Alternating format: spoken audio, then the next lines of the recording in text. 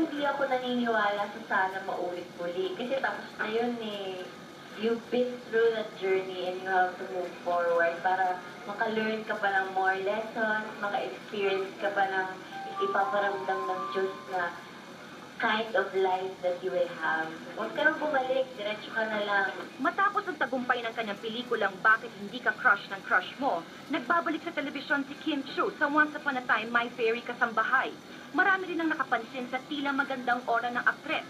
Kaya naman sa mga tanong na kung may kinalaman dito ang ka-love team niyang si Sian Lim. Hindi naman po masabing yun. Siguro po, I feel love. Masaya po ako sa kung nasaan po ako ngayon.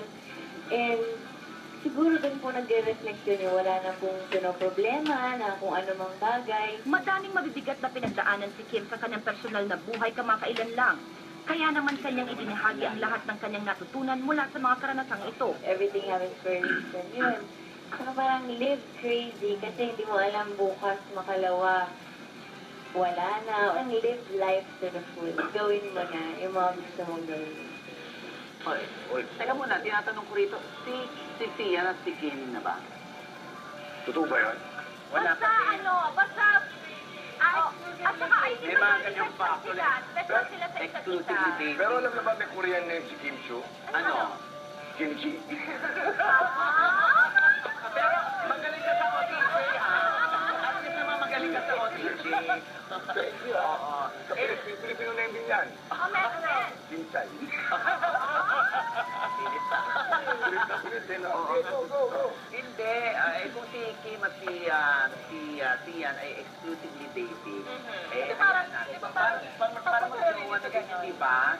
basta special sila sa isa't Tama na, isa. excuse me, ah. Paki-elaborate naman, ano yung exclusively dating? Oo, naman, Ano yung talaga, no? yung mga girl. Hindi ko rin wala abutan pero parang siguro exclusive lang kayo sa isa't isa, pero dating. So you can't date other pero kayong dalawa lang. Parang ganun siguro, or you parang you cannot date other people, parang ganyan. O, di ba Kasi na-experience pag gano'n na relasyon na pag gano'n, parang pag mag-asawa kayo, exclusive kayo sa isa't isa. Diba? Anyway, So, whatever it is. marami naman silang, ang Kimchi naman ay gustong-gusto rin na sila ang magkatuluyan. Pero feeling ko naman papunta na rin. Saka mga bata pa naman sila, enjoy lang muna, Enjoy relax. life. Enjoy life. Oo, ayan. Mula sa usapang pagmamahal, ito naman ang umuusbong pa lang, ha?